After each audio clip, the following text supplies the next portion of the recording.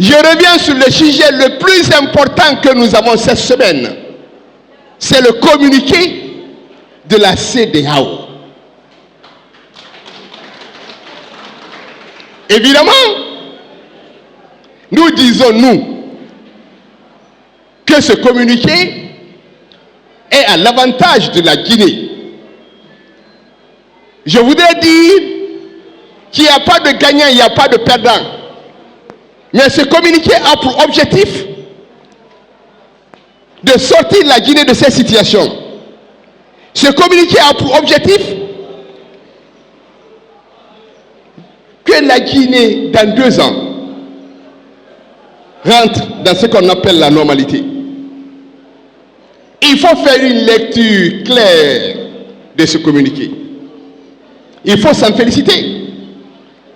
Parce que ce que nous avons voulu, ce que nous avons toujours demandé, nous voulons le dialogue. Nous avons voulu un dialogue structuré. La CEDEAO revient en disant oui, pour la Guinée, il faut un dialogue inclusif. Il faut que tout le monde participe. Ça, c'est un point important. Il n'a pas dit, parce que les gens ne comprennent pas, quand la CEDEAO fait son communiqué, c'est ce que nous appelons le langage diplomatique. La CEDEAO n'a pas dit que le dialogue qu'on est en train de faire n'est pas un bon dialogue, mais la CEDEAO a dit, nous voulons en Guinée un dialogue inclusif. Un dialogue où tout le monde doit participer. Un dialogue où ceux qui sont à l'extérieur doivent participer à ce dialogue. Un dialogue dans lequel il faut assurer la sécurité. Un dialogue dans lequel il faut des libertés. Je pense que sauf si tu n'as pas envie de comprendre. Donc, pour accepter, il faut qu'on se retrouve, il faut qu'on discute. C'est ce que nous avons demandé, nous. Nous aimons la Guinée. Personne ne peut dire qu'on n'aime pas la Guinée. Nous aimons la Guinée.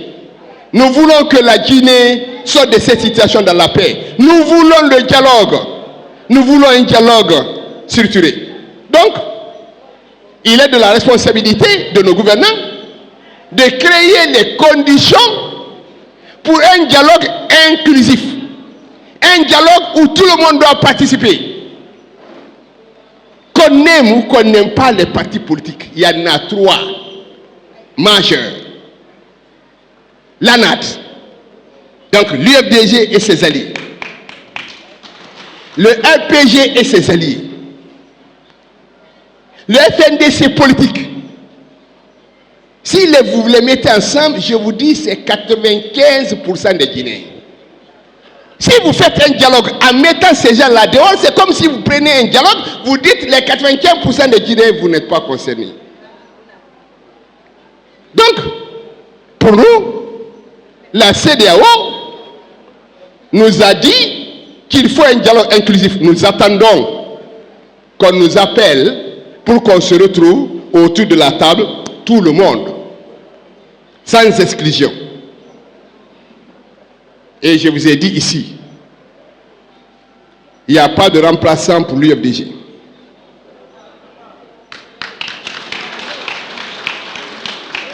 La seule personne qui est notre candidat, qui doit diriger, qui doit nous représenter, s'appelle président Cellou Dalein Diallo.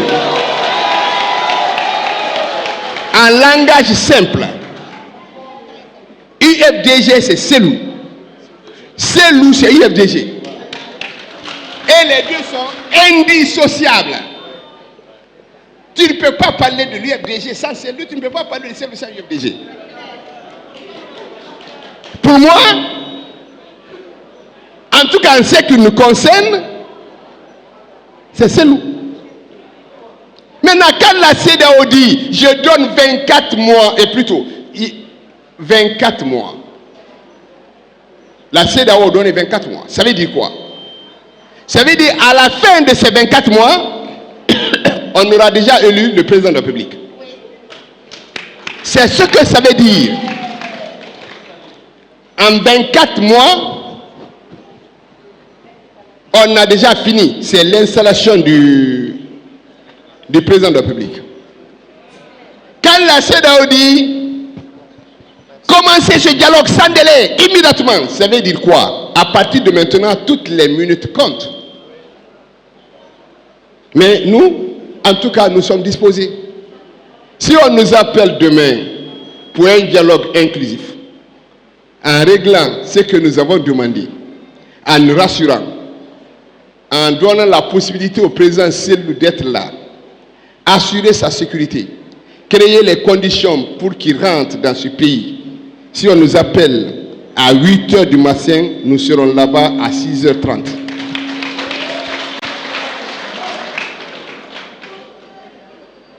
Maintenant, le problème qu'on a, ce n'est même pas avec le CNRD.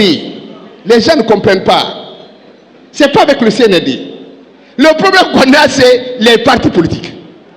C'est le seul pays au monde où je peux voir des leaders des partis politiques considérer les autres comme de l'opposition. Eux, ils sont de la mouvance, mais nous sommes de l'opposition. En fait, ils nous ont préparé, mettre dans la tête des gens que nous sommes de l'opposition. Pourtant, ici, actuellement, il n'y a pas mouvance, il n'y a pas opposition. Le CNRD au pouvoir, les autres partis politiques sont d'un côté.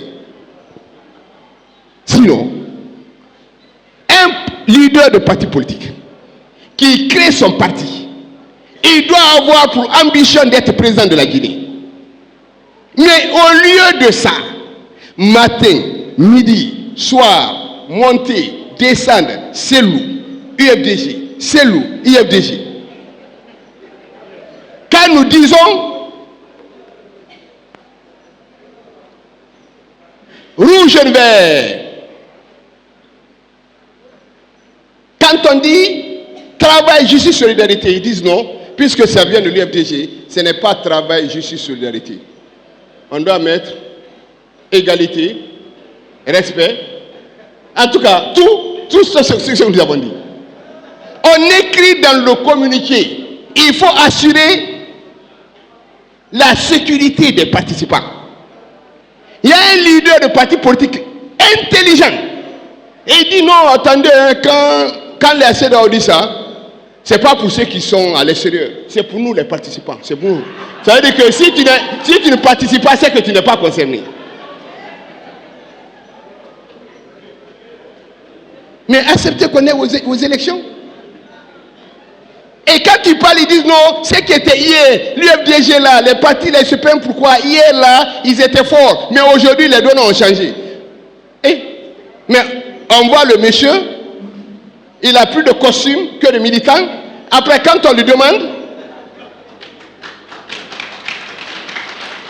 pourquoi tu ne fais pas ton assemblée générale, il dit non, moi je ne fais pas d'assemblée générale parce que moi je dois aller dans les quartiers aller rencontrer les militants.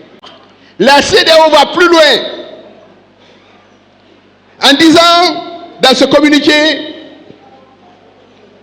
si vous ne parvenez pas à vous entendre, vous ne parvenez pas à créer le cadre de dialogue inclusif, nous sommes prêts